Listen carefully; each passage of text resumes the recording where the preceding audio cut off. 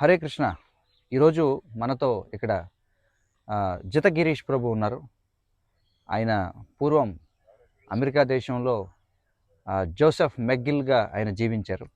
కానీ ఇప్పుడు ఆయన జిత గిరీష్ ప్రభుగా, అంటే కృష్ణుని యొక్క సేవకునిగా మారడానికి కారణం ఏమిటో తెలుసుకుందాం.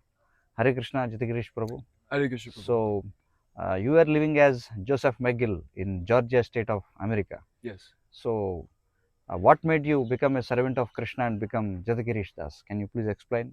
Yeah, sure. So, um, I was always interested in philosophy, and I read many books. I was born in Catholicism.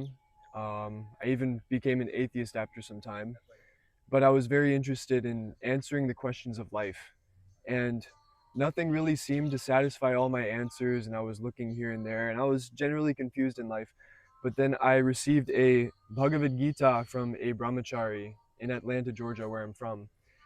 And yeah, this book answered all my questions. I didn't understand everything immediately, but I kept reading. And the more I read, the more I understood reality, and the more I understood life.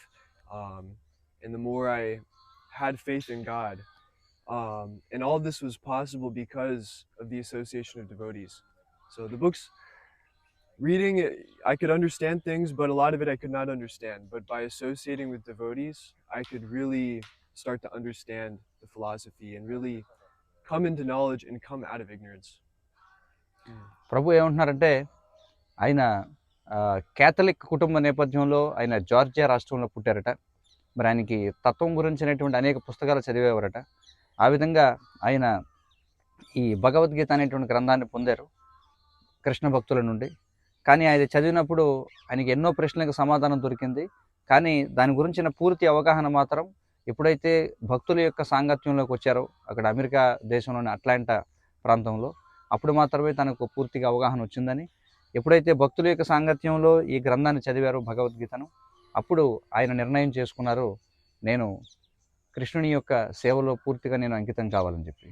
ఈ విధంగా ఎంతోమంది జీవితాలను ప్రభావితం చేస్తున్నటువంటి ఈ భగవద్గీతను మీరు కూడా చదవండి. అదేవిధంగా ఈరోజు మరి జితగిరీష్ ప్రభు మన పాశ్చాత్య సంస్కృతిలో భారతీయ యువత అంతా కూడా మునిగిపోతూ ఈ వ్యాలంటైన్ డే జరుపుకుంటూ ఉంటే, మరి ఈరోజు వాళ్ళు మన భీమవరం వచ్చి వాళ్ళు ఎందుకు మనం ఆ విధంగా చేయకూడదు, భారతీయ యువత ఎందుకు పక్కదారి పట్టకూడదు, ఎందుకు మనం సనాతనమైనటువంటి భారతీయ సంస్కృతి ప్రపంచవ్యాప్తంగా అత్యంత ఉన్నతమైనదిగా అందరూ కూడా పరిగణిస్తున్నారు అనే విషయాల గురించి ఆయన మాట్లాడతారు. మరి మరిన్ని విషయాల కోసం భగవద్గీత చదవండి. హరే కృష్ణ.